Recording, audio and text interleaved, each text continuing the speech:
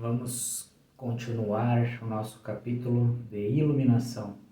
Então, para começar já essa parte, ele vem com uma perguntinha, né? Alguém mandou a pergunta e ele vem para responder. Ao ver que todos querem tanto ser iluminados, não é verdade que todos ficam com medo também? Que medo é esse que impede o homem de relaxar dentro de seu próprio eu? Há muitos medos, não um. Primeiro, se a pessoa quer ser iluminada, ela tem que passar por uma morte psicológica. Ela tem que renascer como um novo ser espiritual, mas não sabe nada sobre espiritualidade. Tudo o que sabe sobre si mesma é sua mente, centrada em torno do ego. É um fenômeno muito estranho, em que a pessoa é identificada com algo que ela não é e se esqueceu do que ela é. Sempre foi, sempre será. Não há nenhuma maneira de ser alguma outra coisa. Seu ser pertence ao existencial. No entanto, há camadas e mais camadas de condicionamento prevenientes dos pais, dos professores, dos padres, dos políticos, entre a pessoa e o seu eu real, e a pessoa e o seu eu irreal. Há uma grande fila de pessoas. E, naturalmente, ela amou os pais e eles a amaram. O que quer que tenham feito para ela foi absolutamente inconsciente, não foi intencional. Nunca quiseram que ela fosse hipócrita, mas tornaram-na hipócrita. Eu nunca suspeitei de suas intenções. Suas intenções eram torná-la algo grande, mas eles eram tão inconscientes quanto ela.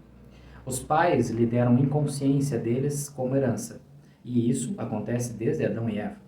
Toda geração carrega a geração seguinte com toda espécie de lixo, estupidez e superstições. Mas o filho não deve ficar bravo com eles. Todo mundo já deve ter ouvido falar sobre o jovem irritado. O jovem irritado é um idiota. A raiva não vai resolver nada. Vai tornar tudo mais difícil e mais complicado. Os pais, os professores, os vizinhos não merecem a raiva, eles merecem a compaixão. Eles não podiam fazer mais nada. Com toda a boa vontade, os pais o destruíram, da mesma forma que os avós destruíram os pais. E se a pessoa não se tornar iluminada, destruirá seus filhos, para o próprio bem deles. Ela vai lhes dar toda espécie de porcaria. É dito ao homem que ele é cristão, que ele é hindu, que ele é muçulmano. Ele veio ao mundo como uma tábula rasa. Nada estava escrito sobre ela. Os pais incutiram nele e tornaram-no cristão, impuseram-lhe a ideia do cristianismo e usaram o medo e a ganância dele para implementá-lo.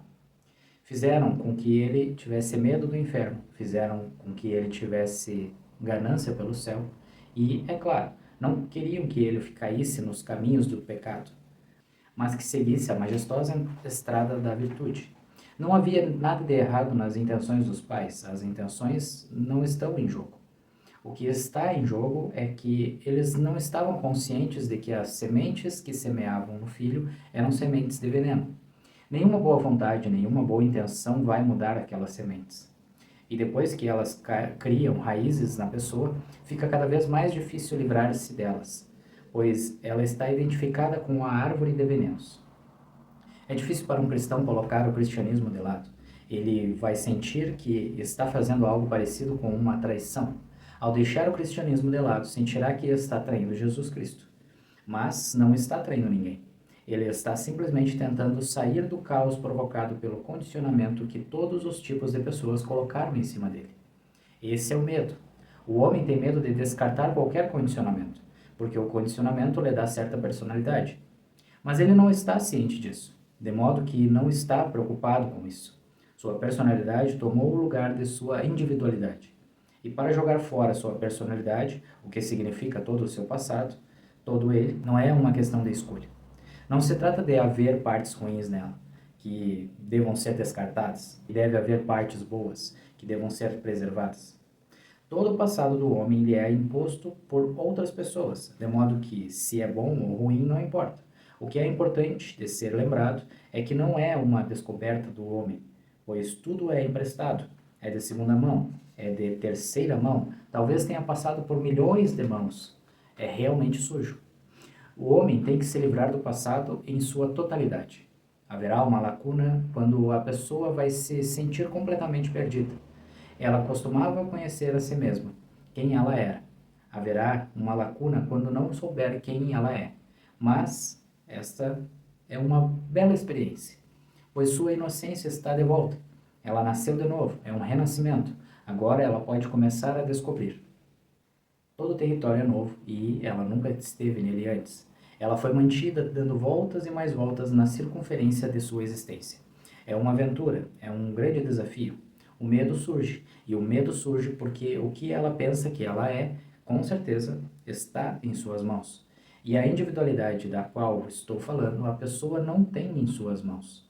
Ela não sabe o que está para descobrir, se há alguma coisa para descobrir ou não. Há um provérbio em muitas línguas, provérbios semelhantes. É melhor ter metade de um pão na mão do que o pão inteiro longe.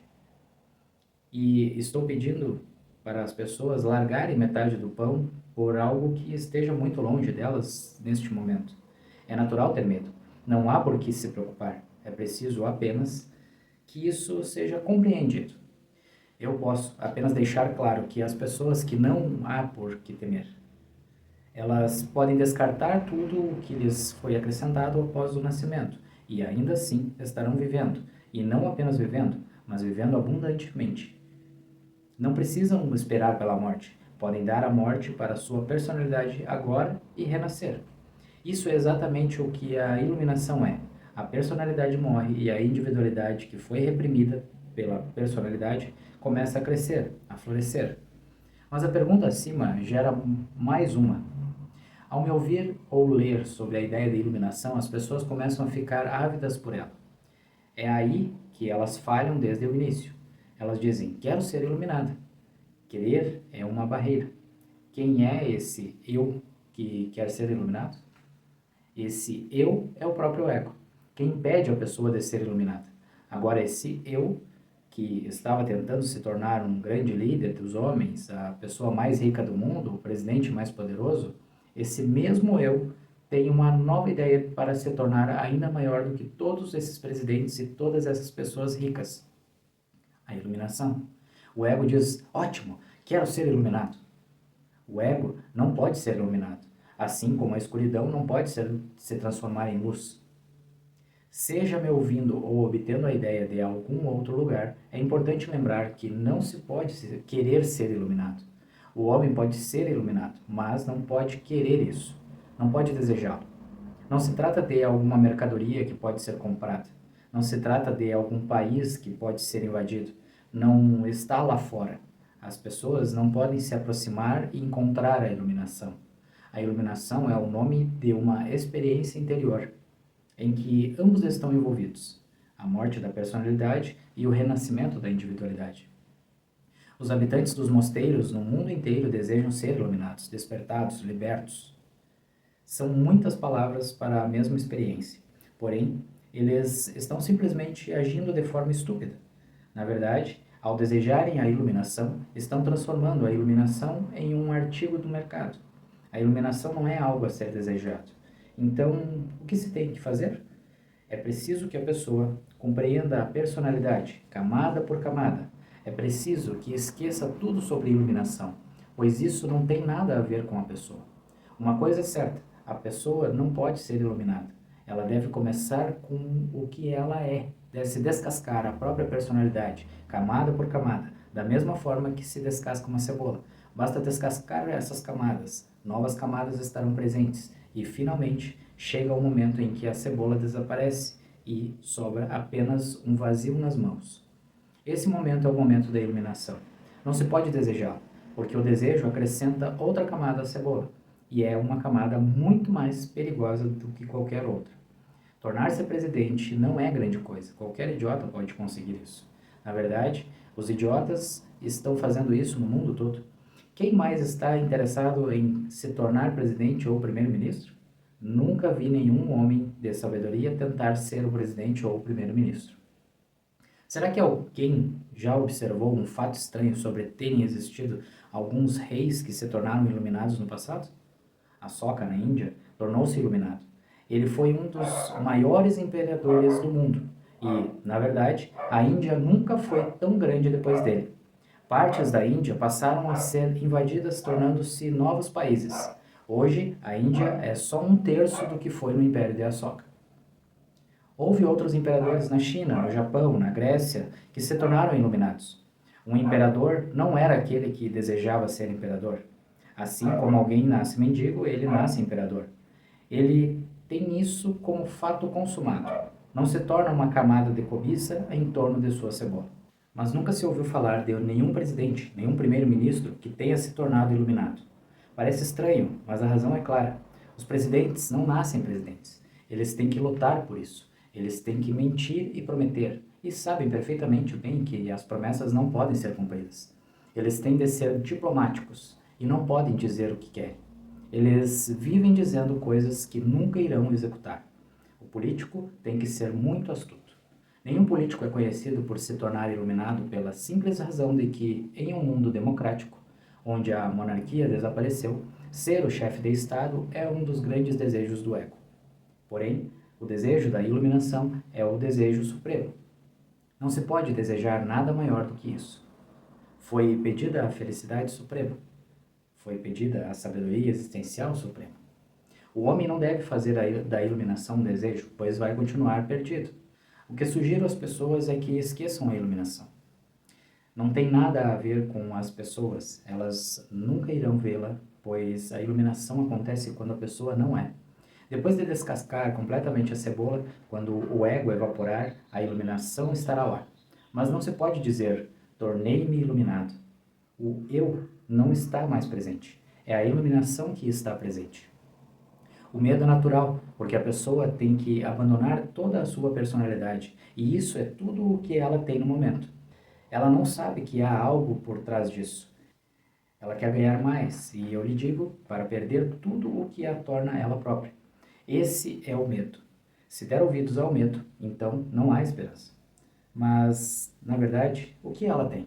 Ansiedade, angústia, tédio, desespero, fracasso, ou seja, milhares de complexos. Este é todo o seu tesouro. Basta olhar para ele. Qual é o medo de se abandonar esse tesouro, de se livrar da ansiedade, de se jogar fora o tédio? Reflexões sobre o ego. Mas as coisas são realmente complicadas. Por que ficar tão entediado? E por que você não pode se livrar disso? Deve haver algum interesse nisso. A pessoa está entediada com a esposa ou com o marido. Toda esposa e todo marido estão sujeitos a chegar a um ponto em que ficam cansados um do outro, entediados. Mas há uma complicação. A pessoa não pode simplesmente dizer adeus ao cônjuge. Eles têm filhos, ambos os amam e não querem deixar os filhos. Vai haver uma briga em um tribunal para decidir quem ficará com os filhos e os dois não podem ficar com eles ao mesmo tempo.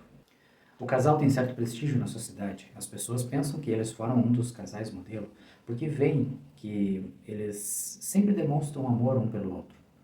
Quando o marido vai para o trabalho, ele beija a esposa. Quando chega do escritório, ele beija a esposa, como um ritual. Não significa nada para ele, nem para ela. E os dois sabem disso.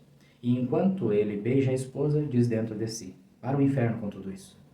Mas os outros não ouvem o que a pessoa diz dentro de si mesma. Elas apenas veem e pensam, lá se vão 30 anos de casamento e eles ainda são tão amorosos, como se no carro deles ainda estivesse escrito recém-casados. A lua de mel deles parece ficar cada vez mais longa, 30 anos de lua de mel. Não há fim para isso. Quando frequentam a sociedade, ambos costumam fingir, pois têm que manter a imagem de que formam um melhor casal. Estes são os seus investimentos. Talvez o homem seja rico porque se casou com uma mulher rica. Se largá-la, vai ser um mendigo novamente e ele não quer isso.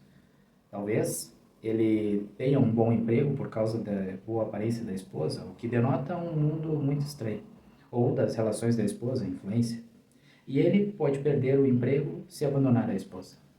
Então, como descartar o tédio?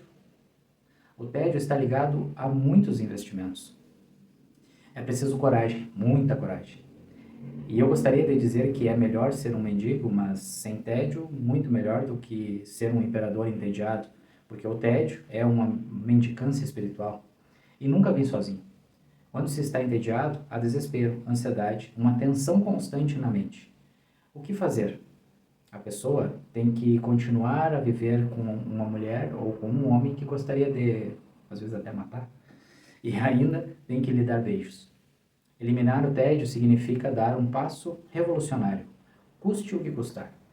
Não tem por que alguém se arrastar pela vida como um indivíduo entediado, pois qual é o sentido de viver? E é possível ver no mundo inteiro que todos estão entediados. Alguém está entediado com seu trabalho, com seu emprego. Ele nunca quis ser médico, mas seus pais o forçaram, porque ser médico é respeitável e lucrativo. Ele tem lucro, obtém respeito e ainda é considerado um grande servidor público, uma vez que presta serviço à humanidade. É realmente muito bom. Os pais forçaram o rapaz a tornar-se médico. Ele odeia isso, nunca quis isso. Queria ser pintor, porém, ninguém lhe deu ouvidos e diziam: você é louco, se quiser ser pintor vai morrer como um mendigo na rua. Deixe de lado toda essa bobagem. Quando se é jovem, toda espécie de ideia romântica vem à mente. Fique calmo, rapaz. Nós também fomos jovens e também sonhamos com coisas fantásticas, mas agora sabemos que todas essas ideias românticas são apenas uma fase passageira. Se permitirmos que você se torne pintor, nunca vai nos perdoar. Não podemos permitir que você seja um pintor. Há quem queira ser músico, dançarino, escultor, mas ninguém o irá apoiar. Um indivíduo queria ser dançarino e tornou-se empresário e está entediado com isso. Muitas coisas estão inacabadas ao redor de todos. Porém, há coisas que sempre ficarão inacabadas. E a ideia de chegar ao fim dá um pouco de relaxamento, certo prazer, pois qualquer que seja a situação, há sempre uma saída, sempre existe uma possibilidade. Então qual é a pressa? E quem sabe? Amanhã tudo pode mudar, o rapaz pode encontrar a mulher certa. Não há mulher certa, homem certo, ninguém nunca os achou. A fantasia de encontrar o homem certo, a mulher certa. Em um casal, quando os dois se apaixonam pela primeira vez, acham que foram feitos um para o outro. Essa é a mulher com que ele sempre sonhou. Isso é o que o homem, a mulher, sempre pensou, sempre desejou. Porém, quando a lua de mel acaba, o casal sabe que está preso à pessoa errada, que eles não foram feitos um para o outro. No entanto, as pessoas continuam a fantasiar. Talvez alguma outra pessoa. Uma vez que o mundo é tão cheio de mulheres, tão cheio de homens, desta vez o homem perdeu, mas na próxima... E aí ele começa a trazer uma história de um amigo dele, um amigo indiano, que ele vai trocando de parceiras, de mulheres, de tempo em tempo. Só que as coisas parecem que não mudam, né? E aí ele fala a real pro amigo dele. Você não mudou, suas atrações não mudaram. Você nunca se preocupou com o fato de ser responsável por ter escolhido aquela mulher. É por isso que, por 3 vezes, você obteve o mesmo tipo de resultado. De novo e de novo e de novo.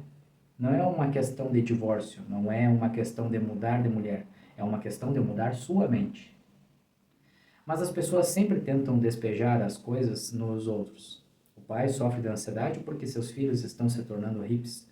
A filha está usando drogas, o filho vem fazendo tudo errado, cabelos longos, barba, drogas e abandonou a universidade. O pai está sofrendo de ansiedade. O que acontecerá? Ele está despejando sua ansiedade na filha, no filho, na esposa e ninguém aguenta.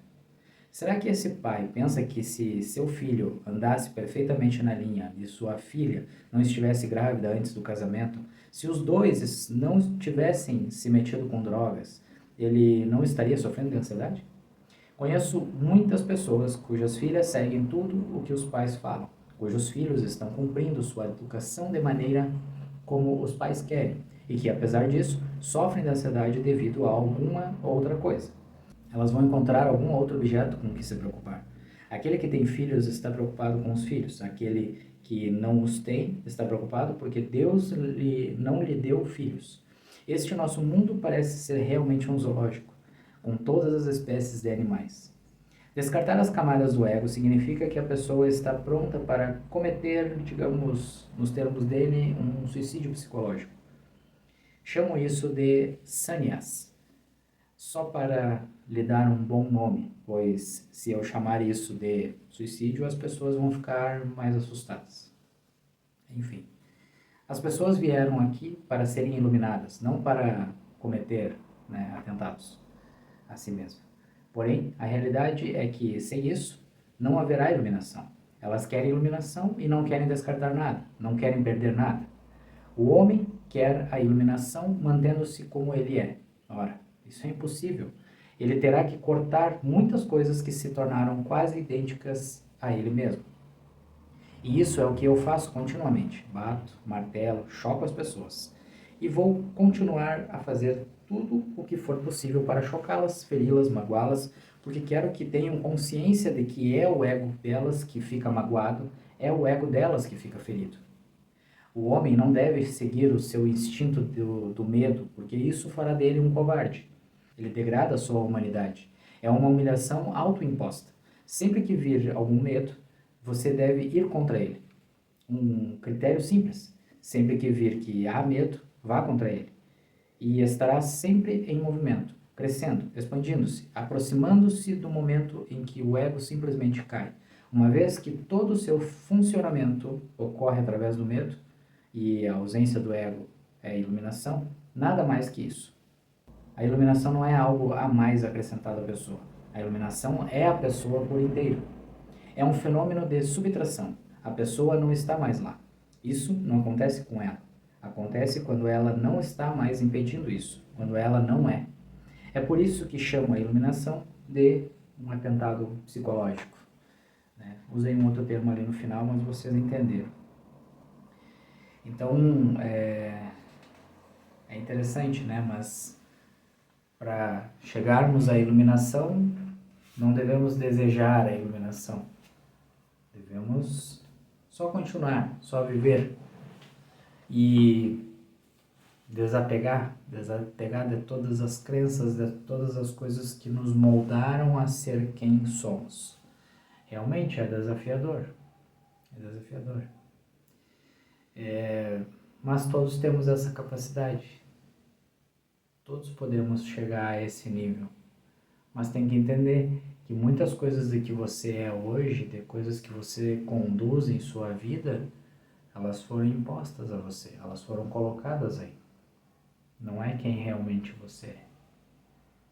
Então dê uma refletida na sua história, na sua formação, lá da sua base até os dias de hoje. Quanto realmente você está seguindo o que você gostaria de seguir?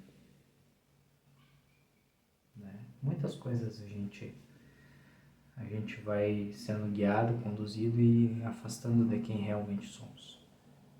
Então faz a reflexão, de repente procura alguma terapia, faz alguma terapia para organizar essas ideias do que foi imposto e o que realmente tu é.